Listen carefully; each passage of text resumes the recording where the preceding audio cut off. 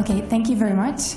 I'm going to talk about the emissions, modeling emissions of isoprene and how we use these emissions in the chemical transport model. First of all, I would like to acknowledge all my co-authors who contributed to this talk. So just a short overview of the talk. I will be presenting a long-term emission inventory that we calculated using the Megan model. Then I will show a comparison with these results with other isoprene emission inventories, and I will show results of chemical transport model Mozart, in which we used all these different emission inventories, and we had a look on how different levels of isoprene impact concentrations of formaldehyde and carbon monoxide. So as I said, we used the latest version of a model of emissions of gases and aerosols from nature to develop a long-term inventory of biogenic VOCs. We drove the model with the reanalyzed meteorological fields from the NERA dataset, which is prepared by the NASA Goddard Center. We did the simulation for the period of 1980 to 2010. We used the emission factor gridded maps, which are provided together with the Megan model for isoprene and the main monoterpene species. And for the rest of the species, we just used the prescribed emission factors, depending on the plant functional types. The vegetation is described using the distribution of 16 plant functional types, which are consistent with the community land model, and we use the modest product of leaf area index. We also took into account the inhibitory effect of CO2 on isoprene, and we come up with the emission inventory that we call a Megan-MAG, because it was developed under the European project monitoring of atmospheric composition and climate. So the inventories, the inventory spans from 1980 to 2010, and it's available as monthly means on global coverage of 0.5 degree resolution. And on the right, you can see a list of species which are available in the inventory, but I'm going to focus only on isoprene in this talk. So just to show you a picture of how isoprene looks like in this inventory, on the top panel you can see the profile of monthly global means of isoprene, variability within the 30-year period. In the middle panel are the zonal monthly means of isoprene, so we see that it's over this 30-year period. It's really, of course, the tropical region which is the main contributor, and in our case it's mostly the southern tropics. On the bottom we see the annual variability of annual global totals, and we can see clearly that there is increase of isoprene emissions in years, in periods where there was El Nino event.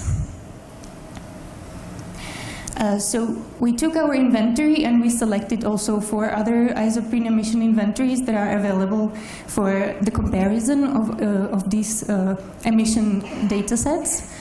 We used 2 data sets that were prepared by the BISA Institute in Belgium. One of them is a bottom-up inventory, also using the Megan model, and the other one is a top-down. They used the Megan model to calculate the a priori emissions, and then they used satellite data and inversion modeling technique, satellite data of formaldehyde and inversion in the model to constrain the emissions. Then we used the Megan V2 emission data set, which was calculated by the previous version of the Megan model, and then finally a representative of the so-called process-based emission models data set called GES, which was calculated by the LPJ GES model, which is coupled with the dynamical vegetation model. So just to have a quick look on how the distribution of emissions as isoprene emission in these different emission inventories look like. Here we see zonal means for the year 2007, and we see that for all inventories there is the tropical region, which is the main contributor, but there are some spatial differences, and also for example for the gas inventory, and also in some sense a certain amount also for the Megan V2, there is a important source over the northern latitudes.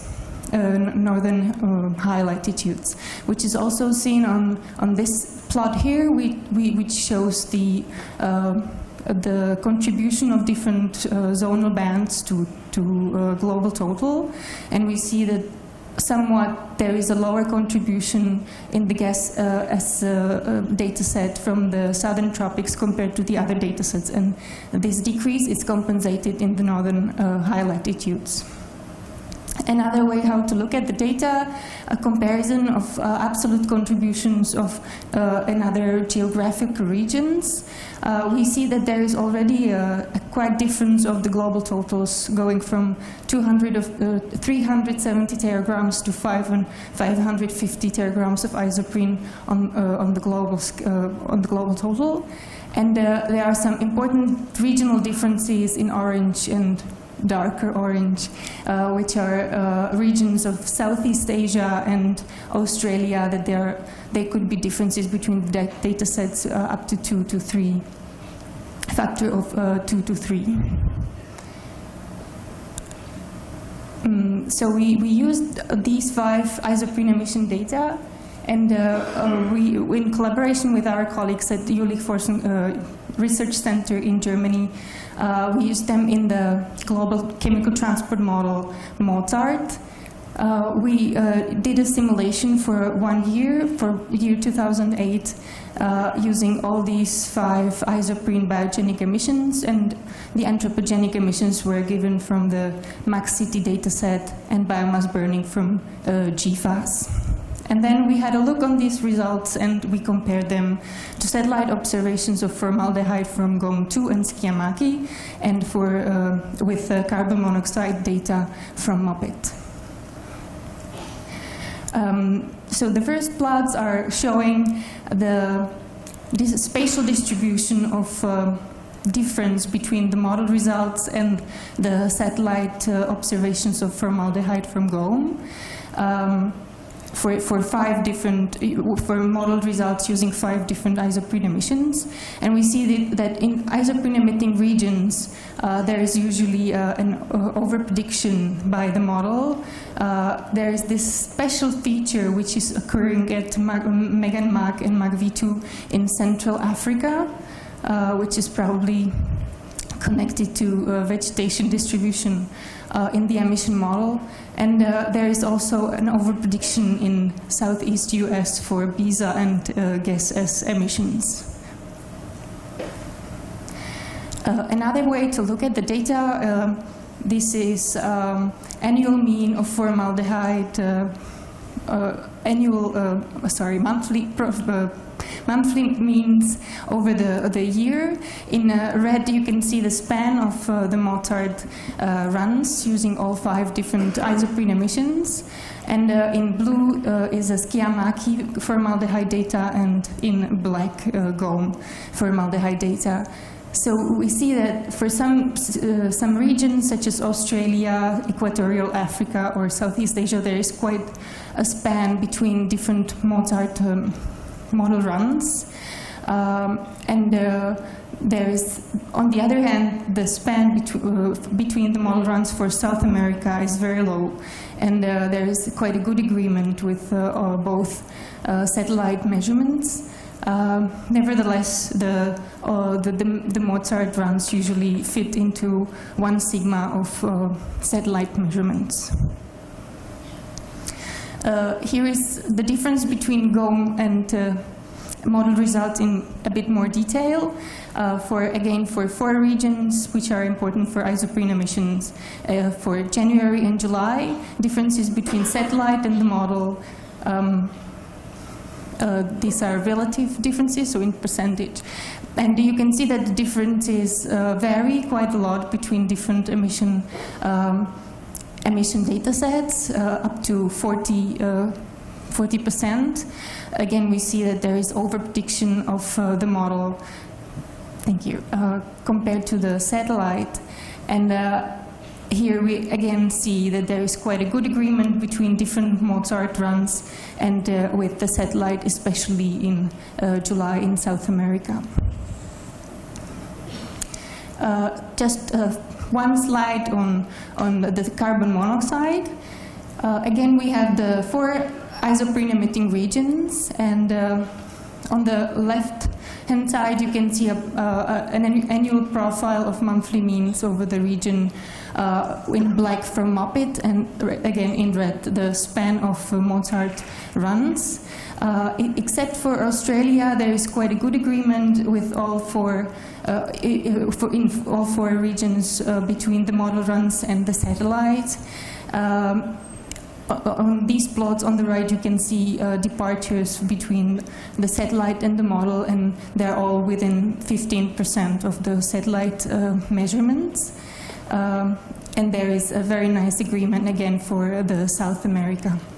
So coming to a conclusion slide, we have developed a bottom-up inventory of biogenic VOCs, which spans through 31-year period, which is available as monthly means. We did a comparison between different isoprene studies, and we saw that there are some common features between isoprene emissions in these data sets, but there are also up to a factor of 2 to 3 differences. And we saw that there is the best agreement between the model and the satellite observations for formaldehyde when Mozart model is using the BSA top-down emissions, which suggest the usefulness of constraining the isoprene data with the satellite measurements. We saw that there is quite a low spread between, that there is quite a good consistency between the Mozart model and the satellite observations of carbon monoxide in these isoprene emitting regions, and there is a low spread between different Mozart runs, suggesting that isoprene is probably not the main contributor to CO in these regions.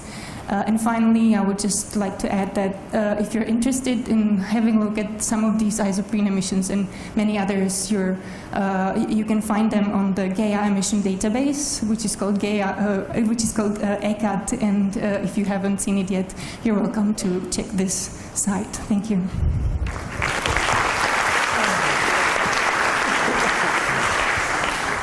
Thanks a lot. Are there questions for Katerina? Oh, John.